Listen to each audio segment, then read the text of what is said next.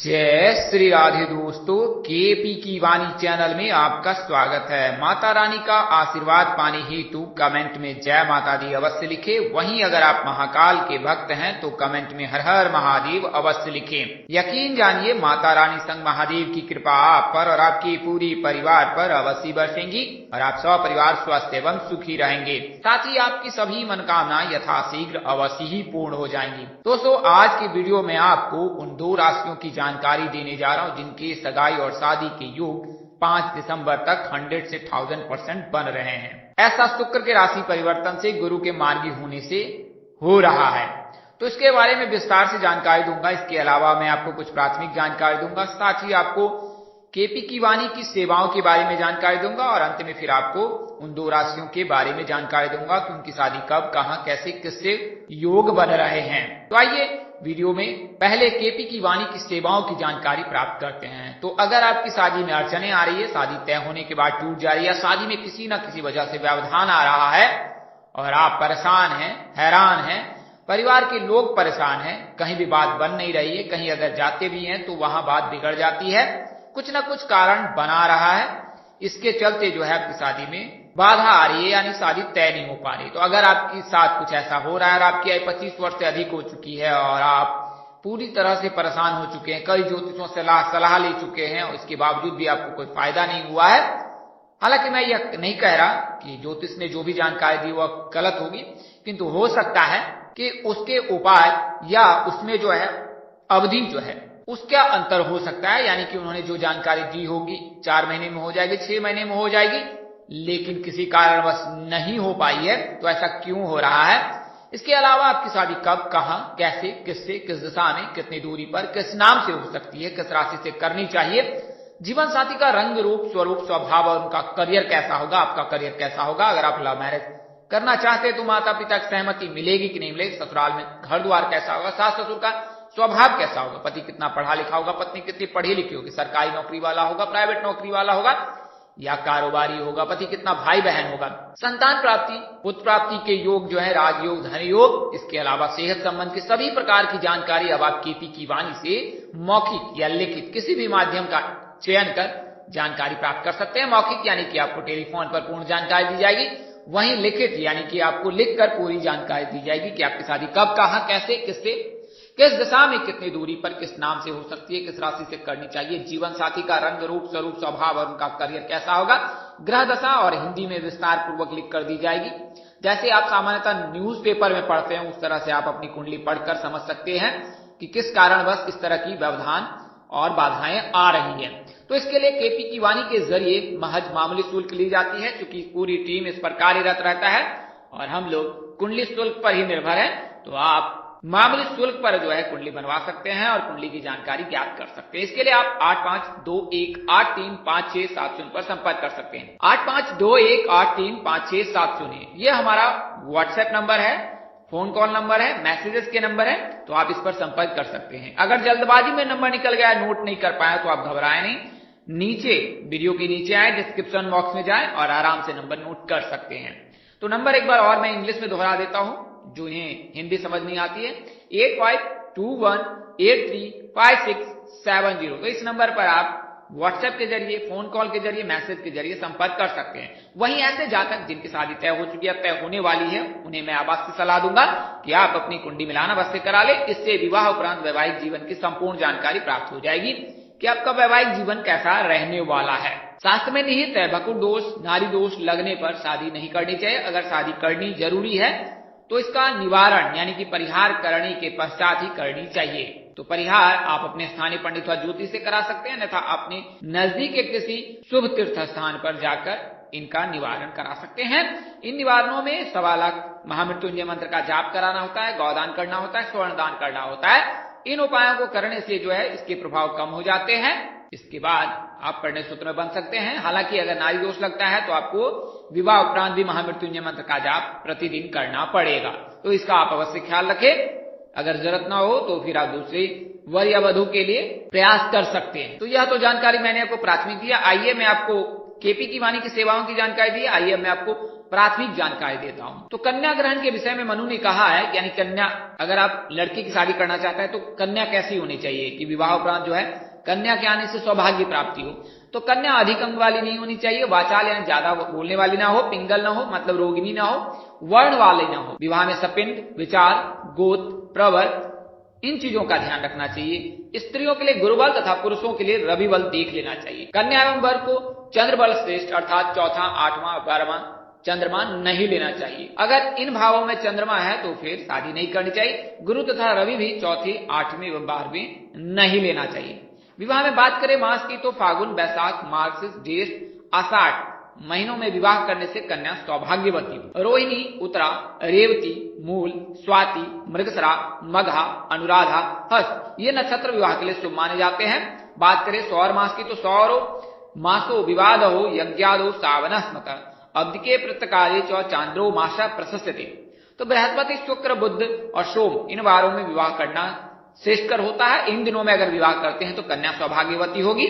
विवाह में चतुर्दशी, नवमी इन तिथियों का त्याग करना चाहिए। वही बात करें एक समय में 2 शुभ कार्य करने चाहिए कि नहीं, तो उसमें क्या है, कन्या के विवाह के अनंतर पुत्र का विवाह हो सकता है, परंतु पुत्र विवाह के अनंतर पुत्री का विवाह 6 महीने तक नहीं हो सकता है। आसान शब्दों में आपको बताएं इसे, तो अगर आपने कन्या का विवाह किया है, लड़का लड़की दोनों विवाह योग्य है और आपने पहले कन्या का विवाह कर दिया है तो आपके पुत्र का विवाह हो सकता है। लेकिन अगर आपने पुत्र का विवाह कर दिया है तो 6 महीने से लेकर साल भर तक आप अपनी पुत्री की शादी नहीं कर सकते हैं। शास्त्र में यह निहित है।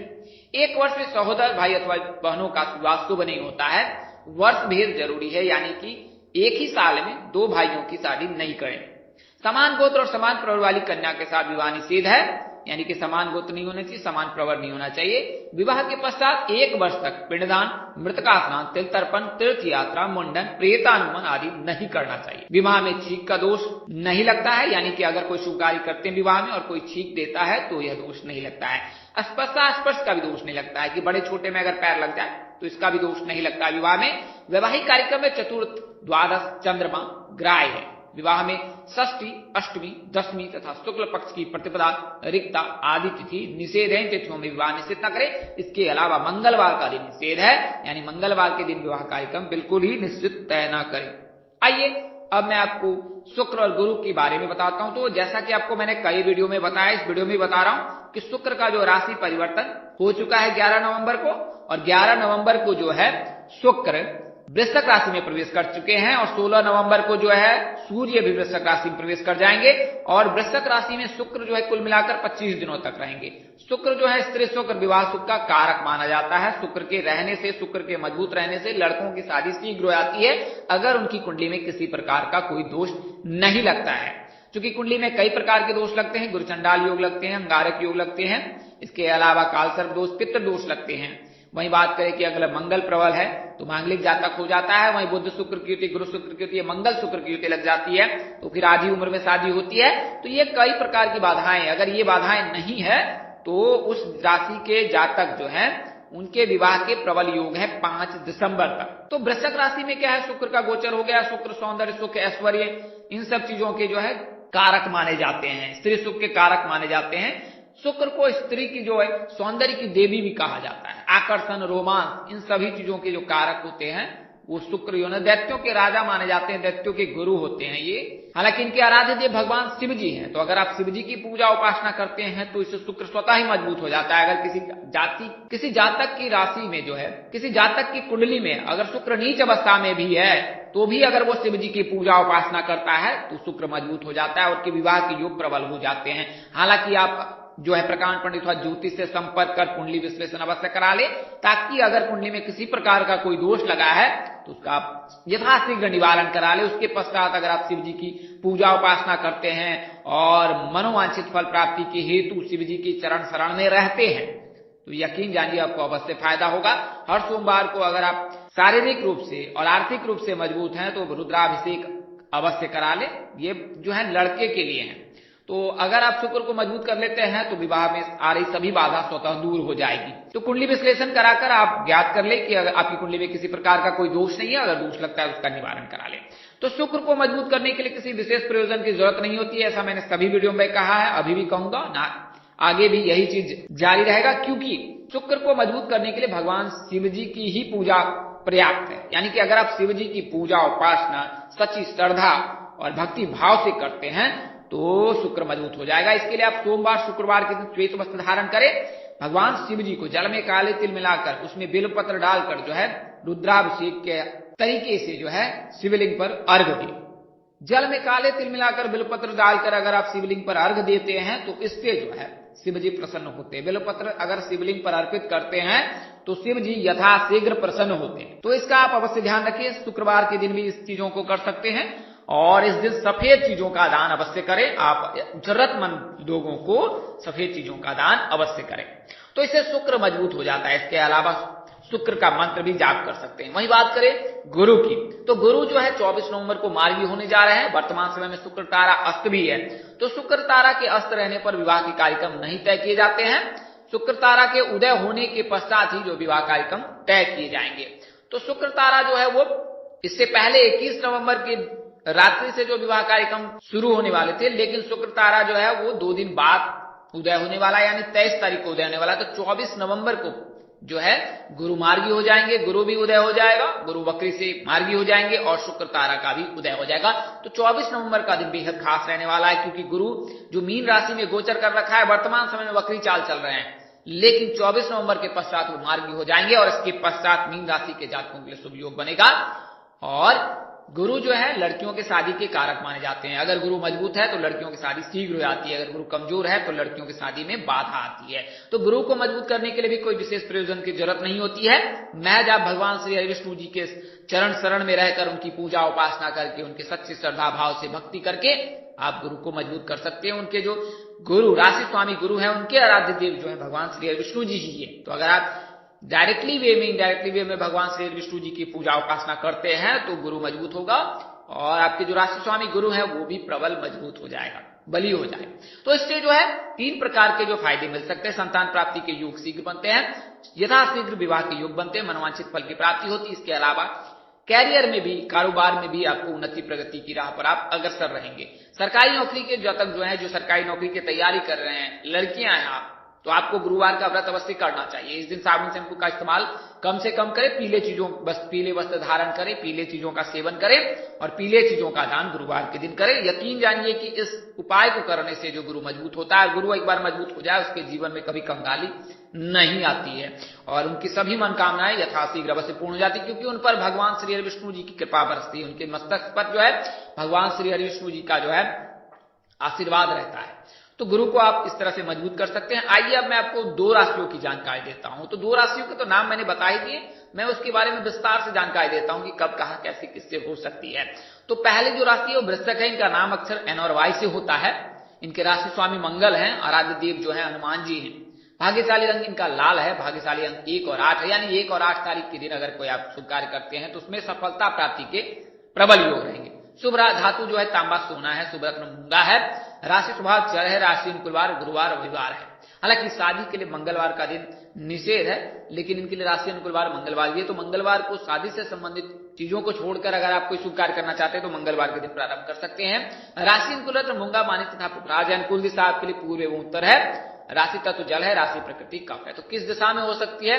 तो चूंकि इनके जो है राशि स्वामी मंगल है और मंगल का जो है दिशा जो है वो आग्नेय होता है, यानी कि दक्षिण दिशा, तो दक्षिण दिशा में होने के प्रबल योग हैं।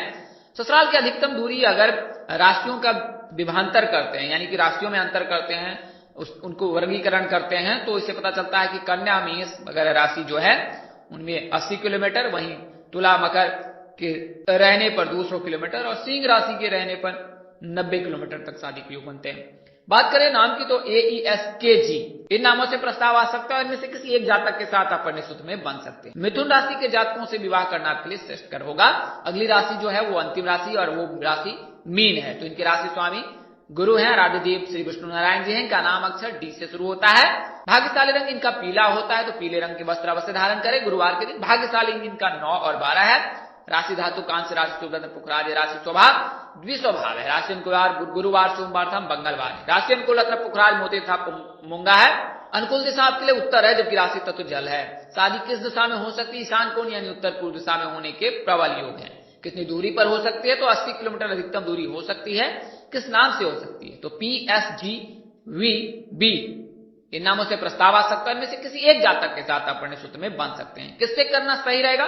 तो कर्क राशि के जातकों से शादी करना उत्तम रहेगा। तो दोस्तों इस वीडियो में मैंने आपको उन 2 राशियों की जानकारी दी है जिनके शुक्र के राशि परिवर्तन से गुरु के मार्गीय होने से 5 दिसंबर तक योग बन रहे। हमारे वीडियो का उद्देश्य यह नहीं है कि आपकी शादी नहीं होगी। ऐसे कई संयोग बने हैं, ग्रह का राशि परिवर्तन है, उनके भी प्रबल योग हैं, जैसे कि वृषभ राशि के जातकों के प्रबल योग हैं। तो इसके अलावा जो है तुला राशि, वृषभ राशि के राशि स्वामी शुक्र है, तो उनके भी योग हैं। तो यह जानकारी आपको केवल उन 2 राशियों पर ही केंद्रित करके दी गई है। तो इसका अर्थ यह नहीं है कि आपकी शादी नहीं हो सकती है। आप अपनी कुंडली विश्लेषण कर अपनी जानकारी भी ज्ञात कर सकते हैं। इस तरह के वीडियो देखने के लिए हमारे चैनल के डैशबोर्ड का प्लेलिस्ट पर जाएं, अपनी राशि अनुसार वीडियो अवश्य देखें। तो दोस्तों आपको यह जानकारी कैसी लगी, लाइक कमेंट शेयर कर हमें अवश्य बताएं। अगर आप मेरे चैनल पर पहली बार विजिट कर रहे, चैनल के कार्यक्रम पसंद आए तो चैनल को सब्सक्राइब कर ले, साथ ही बेल आइकन को प्रेस करना ना भूलें। माता रानी कृपा से आपके चेहरे पर हमेशा मुस्कान बनी रहे, आप सब परिवार स्वस्थ एवं सुखी रहे। आप सभी के प्यार और स्नेह के लिए आप सबको हृदय से धन्यवाद करता हूं। आप लोग इसी तरह हमारे साथ जुड़े रहें। इन्हीं शुभकामनाओं के साथ आपसे विदा लेता हूं कि जल्द एक नए वीडियो और एक नई जानकारी लेकर आपके समक्ष हाजिर होऊंगा। तब तक के लिए मुझे इजाजत दे। अब जहां रहे मस्त रहे, स्वस्थ रहे, व्यस्त रहे। माता रानी की असीम कृपा बरसती रहे। परमपिता परमेश्वर आपको सद्बुद्धि, सत्मार्ग और आगे बढ़ने की शक्ति दे। नमस्कार, जय श्री राम दोस्तों, जय श्री कृष्णा, जय माता दी, जय वाहिगुरु।